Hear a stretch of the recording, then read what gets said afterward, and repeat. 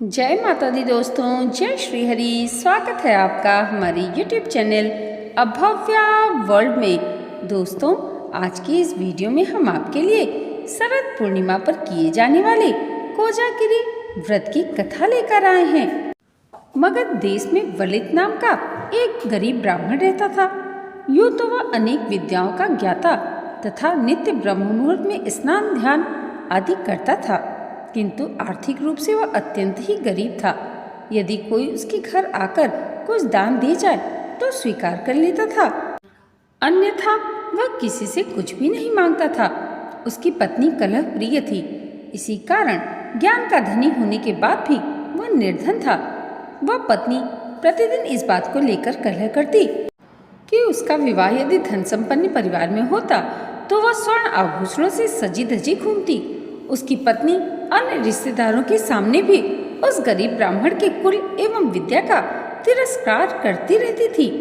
खास बात यह कि उसने यह प्रण लिया था कि जब तक वह धनवान नहीं होंगे तब तक वह पति के हर आदेश के विपरीत ही कार्य करेगी। एक दिन तो उसने अपने पति से राजा के यहाँ से धन चोरी कर लाने के लिए कहा तथा ऐसा न करने पर आत्महत्या करने की चेतावनी दे डाली। फिर एक बार श्राद्ध पक्ष में श्राद्ध हेतु आवश्यक सामग्री उपलब्ध नहीं थी, परंतु ब्राह्मण इस बात को लेकर चिंतित था कि उसकी पत्नी उसे घर में श्राद्ध आदि कर्म नहीं करने देगी। वह यह सब मन ही मन विचार कर ही रहा था, तभी उसका एक मित्र वहां आ गया। वलिद की चिंता समझकर मित्र बोला कि यह तो कोई समस्या है ही नहीं। यदि तुम्हारी पत्नी जो तुम कहते हो उसका उल्टा ही करती है तो तुम उससे जो भी कार्य करवाना चाहो उसके विपरीत कार्य करने को कहोगे तो तुम्हारी सारी परेशानी दूर हो जाएगी। इतना सुनते ही ब्राह्मण वलिद हर्षित हो उठा।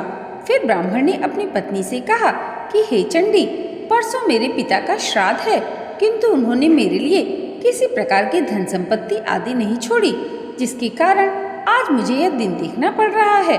अतः तुम उनके श्राद्ध की कोई व्यवस्था मत करना और भोजन के लिए श्रेष्ठ ब्राह्मणों को न्योता भी मत देना। ब्राह्मण के वचन सुनकर उसकी पत्नी ने उसके कथन से विपरीत करने की तैयारी प्रारंभ कर दी।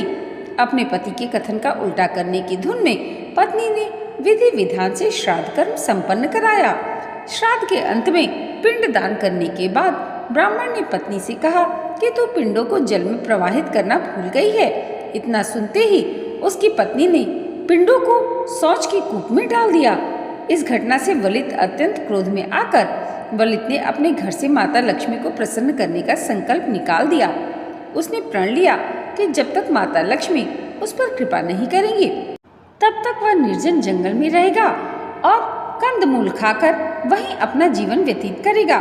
लक्ष्मी जी को प्रसन्न करने के लिए उसने 30 दिनों तक धर्मा नदी के तट पर बैठकर तप किया और उसी बीच आश्विन माह की पूर्णिमा आ गई।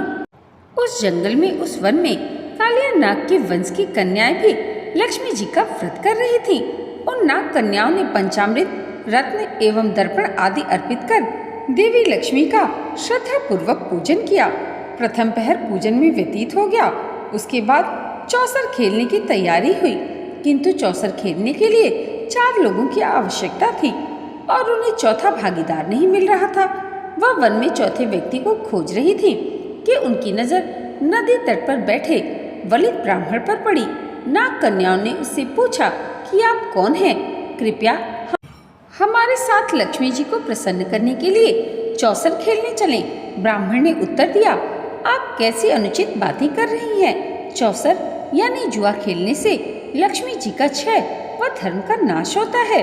कन्या ने कहा कि आप बोलते तो पंडितों की भाषा है, किंतु आपके विचार मूर्खों जैसे हैं। इतना कहकर वह ब्राह्मण को अपने साथ मंदिर में ले गई तथा उसको प्रसाद और नारियल पानी प्रदान किया। तत्पश्चात माता लक्ष्मी प्रसन्न हो ऐसा बोलते हुए ब्राह्मण के साथ जुआ खेलना आरंभ कर दिया। सर्वप्रथम नाग कन्याओं ने दांव पर अमूल्य रत्न लगाए, किंतु ब्राह्मण के पास कुछ भी नहीं था। इस कारण सर्वप्रथम उसने अपनी लंगोट दांव पर लगा दी, जिसे वह हार गया। तत्पश्चात उसने अपने जनेऊ को दांव पर लगा दिया, किंतु वह फिर भी हार गया।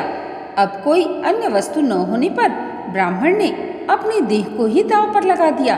अब ब्राह्मण के पास कुछ भी नहीं बचा था। इसी बीच मध्य रात्रि हो गई। और देवी लक्ष्मी भगवान श्री विष्णु के साथ संसार में भ्रमण करते हुए वहां से गुजरी।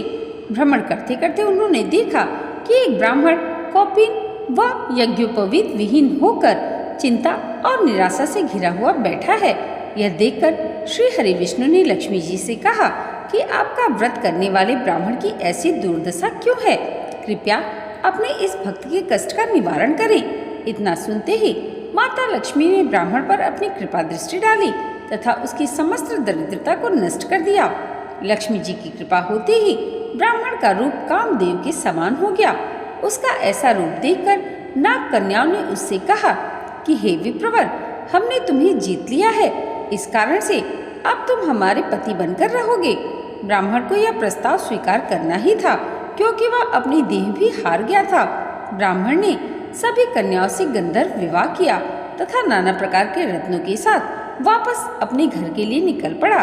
वापस अपने घर पहुंचने पर ब्राह्मण ने सकारात्मक सोच रखी, जिसके चलते उसका ऐसा मानना था कि उसकी पत्नी के तिरस्कार के कारण ही उसका भाग्य परिवर्तित हुआ है। इसलिए ब्राह्मण ने अपनी पत्नी का सम्मान किया, जिससे वह अत्यधिक प्रसन्न हो गई तथा अपने पति की आज्ञा का पालन करने लगी। इस व्रत के प्रभाव से वलित ब्राह्मण की दशा और दिशा बदल गई। तभी से यह व्रत किया जाने लगा। तो दोस्तों, आज की ये वीडियो अगर आपको अच्छी लगी हो तो कमेंट बॉक्स में जय श्री हरि और जय माता लक्ष्मी ज़रूर लिखिएगा और इसे लाइक और हमारे चैनल पर पहली बार आए हैं तो सब्सक्राइब करना मत भूलिएगा। भगवान श्री हरि और माता लक्ष्मी की कृपा आप सबके जीवन पर सदैव ऐसे ही बनी रहे, इसी मंगल कामना के साथ मिलते हैं अगली वीडियो में। तब तक के लिए जय माता दी, जय श्री हरि।